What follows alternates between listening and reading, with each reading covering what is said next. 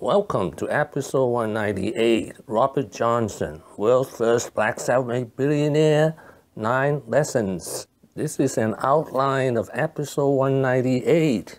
Lesson number 1, most expensive divorce. The settlement was $400 million in 2002.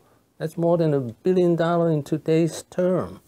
He lost his status as billionaire and he never recovered. The judge who married his ex-wife Sheila Johnson is William T. Newman. Here's Newman's picture. Lesson number 2, different distribution system.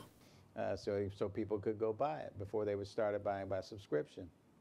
So BET was really a follow-on to black magazines, Ebony Jet, follow-on to black radio, reach black listeners, Essence, and so on.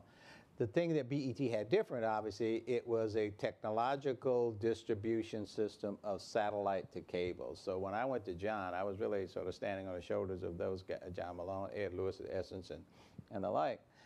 And so John asked me, he said, Bob, how much do you need? I said, I need $500,000. Lesson number 3, meet the Cable Cowboy, John Malone. I'll never forget when we did this deal. It took about 30 minutes to close this deal. It was real. And back then, you could do a deal on a handshake, and essentially what we did. But he wrote me a check on the spot for $500,000 to get BET started. He said, Bob, I'll tell you what I'm going to do.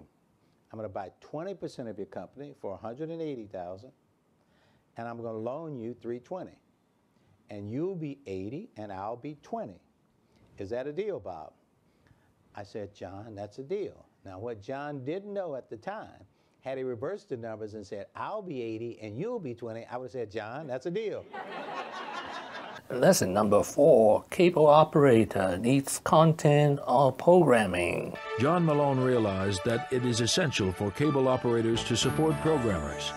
Under Malone's leadership, TCI and later Liberty Media aided the growth and development of programmers like Discovery, Encore, TBS, and BET.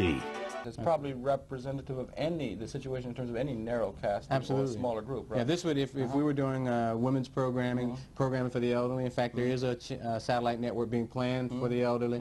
Television is interested in a Super Bowl kind of audience every night. That's the broadcaster's dream. Well, that's what it is, because then that sets the higher rates of advertising that the whole medium is based on, right? That's right. Cable operator, on the other hand, because of the multitude of channels, can target program to a diverse audience. Lesson number 5, cost low, revenue high. I grew up in a small town born in Mississippi, but grew up in a small town in Freeport, Illinois. So John writes me this check for $500,000. Now, $500,000 for me is equivalent to all the black wealth, the total GDP of everybody in Freeport. I'm scared to death. So John gives me this check, made out to me, and he had no controls, whatever. I could have gone any place. So I get the check. You know, I'm not dumb. I mean, I may have been nervous, but I wasn't dumb. I get the check first before I ask him a question. I said, John, I've never run a business before, but I got the check by this time. And I said, what should I do? He said, Bob, real simple. Get your revenues up, keep your costs down.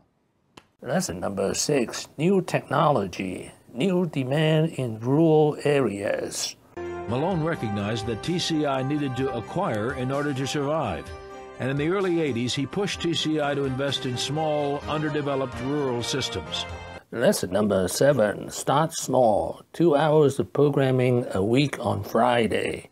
BET did not make a profit until the 5th year. First day you went on the air, what was the date? First day I went on the air was January 25th, 1980. How many hours? Went on the air 2 hours Friday night. What did you have on the network? One movie and gospel programming. And the movie, you remember what it was? Yeah, something called A Visit to a Chief's Son. Lesson number 8, people will work harder for themselves than for you, so give them more equity. If you can go to someone and convince them that I can help you create value. When I started BET, the guy who invested in BET is a guy named John Malone. He was at that time the operator of the 3rd largest cable company in Denver, Colorado. And he kept investing money into BET without taking additional equity. And as BET became a big success, you know, I ended up with about 75% of the company. He ended up with about 25% of the company. And one day I asked him, I said, John, you put over $500,000 in BET on the startup. You put it in as debt. You didn't put it in as equity, which would have given him greater ownership. I said, why'd you do it that way?